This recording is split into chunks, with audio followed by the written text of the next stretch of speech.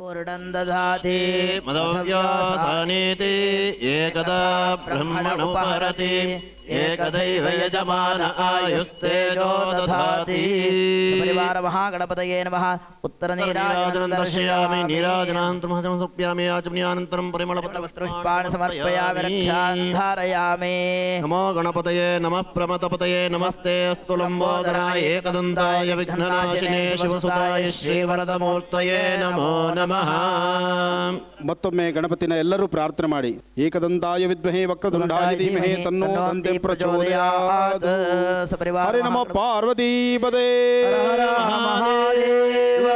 ರಮಣ ಗೋವಿಂದೋ ಗೋವಿಂದ. ಗಣಪತಿ ಪ್ರಾರ್ಥನೆ ಆಯಿತು. ಇನ್ನು ಅರಿಶಿನನ್ನ ತಟ್ಟೆನಲ್ಲಿ ಒಂದು ಭಾಗದಲ್ಲಿ ಹಾಕಿ ಮತ್ತೊಮ್ಮೆ ಅಕ್ಷತೆ ಕೈಲಿದ್ರೆ ಎಲ್ಲರೂ ಅಕ್ಷತೆ ಕೈಲಿ ತಗೊಳ್ಳಿ. ಅಕಸ್ಮಾತ್ ಮನೆಯಿಂದ ತರಬೇಕಾದಂತಹ ಪೂಜಾ ಸಾಮಗ್ರಿಗಳು ತರಲಿಕ್ಕಾಗಲಿಲ್ಲ, ಅಯ್ಯೋ ಪಕ್ಕದವರು ಮಾಡ್ತಿದ್ದಾರೆ ನಾನು ಮಾಡಲಿಕ್ಕೆ ಆಗ್ತಾ ಇಲ್ವಲ್ಲ ಅಂತ ನೀವು ಅಂದುಕೊಂಡ್ರೆ ಅವ್ರಿಗಿನ್ನ ಭಾಗ್ಯಶಾಲಿಗಳು ನೀವು ಆಗಿರ್ತೀರಿ. ಹೇಗೆ? ಶ್ರದ್ಧೆ ಭಕ್ತಿ ಅಂತಕ್ಕಂಥದ್ದು ಬಹಳ ಮುಖ್ಯ. ಶ್ರದ್ಧಾಭಕ್ತಿಯಿಂದ ನೀವಿಲ್ಲಿ ಕೂತು ನೀವೇ ಸ್ವತಃ ಇಲ್ಲಿ ಸ್ವಾಮಿಗೆ ನೈವೇದ್ಯ ಮಾಡ್ತಿದ್ದೀರಿ, ಸ್ವಾಮಿನ ಪೂಜಿಸ್ತಿದ್ದೀರಿ, ಸ್ವಾಮಿಗೆ ಅಭಿಷೇಕವನ್ನು ಮಾಡ್ತಿದ್ದೀರಿ ಅನ್ನತಕ್ಕಂಥ ಮನಸ್ಸನ್ನು ದೃಢವಾಗಿ ಗಟ್ಟಿಯಾಗಿ ಇಟ್ಕೊಂಡು ಮಾನಸ ಪೂಜೆಯಲ್ಲಿ ನಾವು ಅನುಷ್ಠಾನ ಮಾಡಿದ್ರೆ ಸಾಮಗ್ರಿಗಳು ನೀವು ಪೂಜಾ ಸಾಮಗ್ರಿಗಳು ಏನು ಇಲ್ದಿದ್ರೂ ಪರವಾಗಿಲ್ಲ, ನೀವೇ ಸ್ವತಃ ಪೂಜೆ ಮಾಡಿದಷ್ಟು ಪುಣ್ಯ ನಿಮಗಾಗತ್ತೆ. ಇದಕ್ಕಾಗಿ ನೀವು ಮಾಡಬೇಕಾದ್ದೇನೆಂದರೆ ಶ್ರದ್ಧಾಭಕ್ತಿಯಿಂದ ಕೂತ್ಕೊಳ್ತಕ್ಕಂಥದ್ದು. ಸಂಸಾರ ಎಂಬತಕ್ಕಂಥ ಸಾಗರದಲ್ಲಿ ದಿನ ಬೆಳಗಾದರೆ 180 ಜಂಜಾಟ. ಆ ಜಂಜಾಟದಲ್ಲಿ ದಿನ ಬೆಳಗಾದರೆ ನಾವು ಮಾತಾಡ್ತಾನೆ ಇರ್ತೀವಿ, ಆದರೆ ಮಾತು ಮೌನವಾಗಿರಲಿ. ಚಂದ್ರ ಹೇಗೆ ಶಾಂತಿಯುತವಾಗಿದ್ದಾನೋ ಶಾಂತಿಕಾರಕನಾದಂತಹ ಚಂದ್ರ ಅನುಷ್ಠಾನಕ್ಕೆ ನಾವು ಸಹಿತ ಶಾಂತಿಯುತವಾಗಿ ನೆಮ್ಮದಿಯಾಗಿ ಕೂತ್ಕೊಳ್ಬೇಕು. ಅನುಷ್ಠಾನವನ್ನು ಶ್ರದ್ಧಾಭಕ್ತಿಯಾಗಿ ವೀಕ್ಷಣೆ ಮಾಡಬೇಕು. ಕೂತ್ಕೊಳ್ಳೋಣ. ಈಗ ಗುರುಗಳನ್ನು ಪ್ರಾರ್ಥನೆ ಮಾಡೋಣ. ಓಂ ಗುರು ಬ್ರಹ್ಮ ಗುರುದೇವೋ ಮಹೇಶ್ವರಃ ಗುರು ಸಾಕ್ಷಾತ್ ಪರಬ್ರಹ್ಮ ತಸ್ಮೈ ಶ್ರೀ ಗುರವೇ ನಮಃ.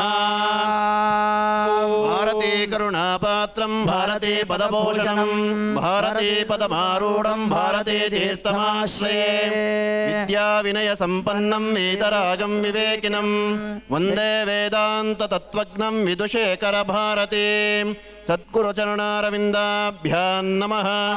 ಅಯಂ ಮಹೋತಸ್ಸ ಮಹೋತೋ ಗುರು ಬ್ರಹ್ಮ ಗುರು ವಿಷ್ಣು ಗುರುದೇವೋ ಮಹೇಶ್ವರಃ ಗುರು ಸಾಕ್ಷಾತ್ ಪರಬ್ರಹ್ಮ ತಸ್ಮೈ ಶ್ರೀ ಗುರುವೇ ನಮಃ. ಗುರುವೇ ಸರ್ವಲೋಕಾನಾಂ ವಿಷಜೇ ಭವರೋಗಿಣಾಂ ನಿಧಯೇ ಸರ್ವವಿದ್ಯಾನಾಂ ಶ್ರೀ ದಕ್ಷಿಣಾಮೂರ್ತಯೇ ನಮಃ. ಚಂದ್ರಶೇಖರಾಯ ನಮಃ.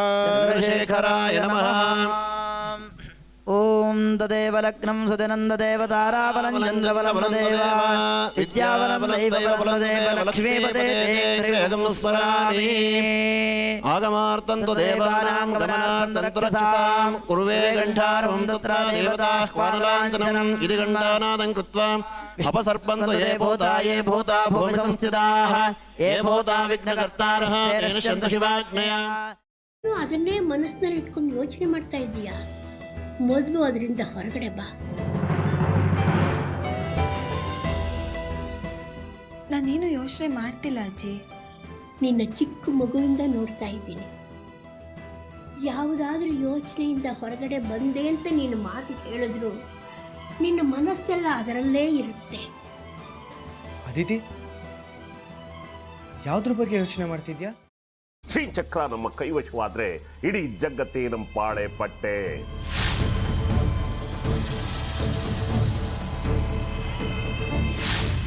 ನಾವಿದೀವಲ್ಲ, ನೀನ್ ಯಾಕೆ ಚಿಂತೆ? ನಮ್ಮ ಆಸೆಗಳೆಲ್ಲ ಪೂರೈಸುತ್ತೆ. ಅದಕ್ಕೆ ನಾನು ಹೇಳಿದ್ದು ನಮ್ಮ ಜೊತೆ ಕೈ ಜೋಡಿಸು ಅಂತ.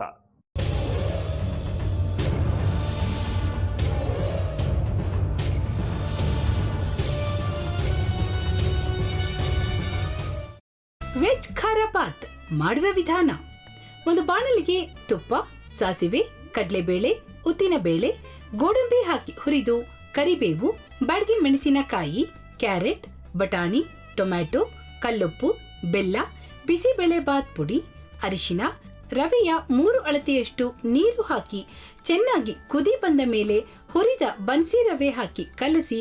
ಈಗ ವೆಜ್ ಖಾರ ಬಾತ್ ಸವಿಯಲು ಅಪ್ಪ ಇಷ್ಟೋ ತನಕ ಡೆಲಿವರಿ ಆಗಿಲ್ಲ ಅಂದರೆ ಅಕ್ಕನಿಗೆ ಏನಾದರೂ ಪ್ರಾಬ್ಲಮ್ ಇರ್ಬೋದಾ? ಆ ಥರ ಏನಾದರೂ ಇದ್ದರೆ ಡಾಕ್ಟ್ರು ಬಂದು ಹೇಳ್ತಿರ್ಲಿಲ್ವ ರವಿ?